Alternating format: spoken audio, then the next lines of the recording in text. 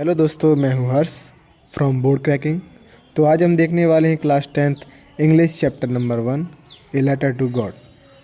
तो आगे बढ़ने से पहले वीडियो को अपने दोस्तों तक पहुंचा दें। So let's start.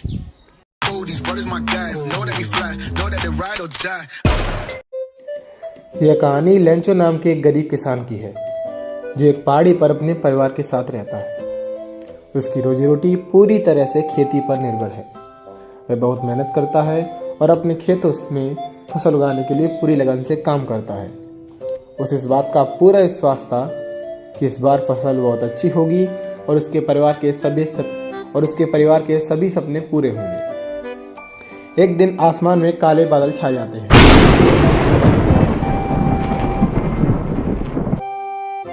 और हल्की बारिश शुरू हो जाती है।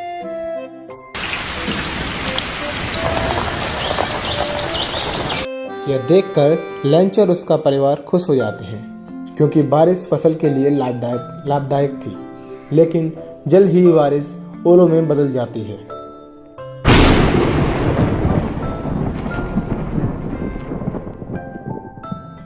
यह तूफान बहुत भयंकर था और कुछ ही समय में उसकी सारी फसल बर्बाद हो जाती है। इस विनाश के बाद लेंचो और उसकी फैमिली पूरी तरह से निराश हो जाते हैं।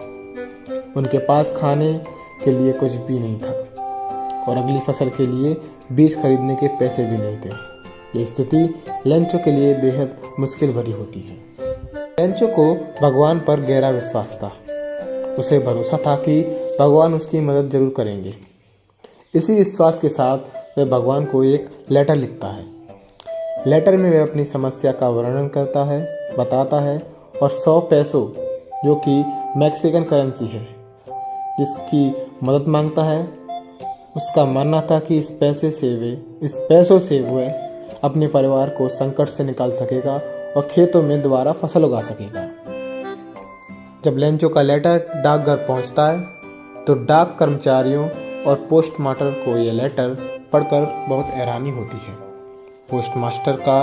पोस्टमास्टर बहुत ही दयालु व्यक्ति था। लेंचो की ईश्वर पर आस्था से प्रभावित होता है। वह लेंचो की मदद करने का फैसला करता है।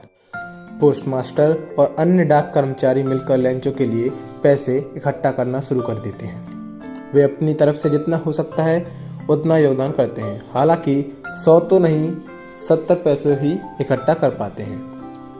डाक कर्मचारियों ने वह पैसे एक लिफाफे में रखकर भगवान के नाम से लेंचो के घर भेज दिए।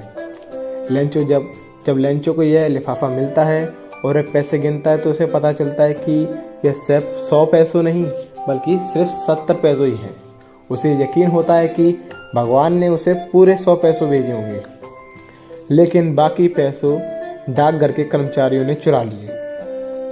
वह फिर से ईश्वर को एक पत्र लिखता है और इस बार कहता है कि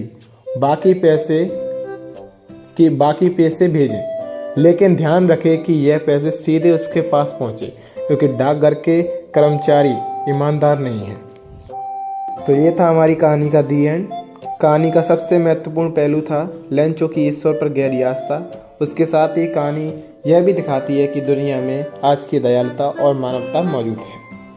विडंबना यह है कि जिन लोगों ने लेंचो की मदद की वही लोग उसके शक के दायरे में आ जाते हैं।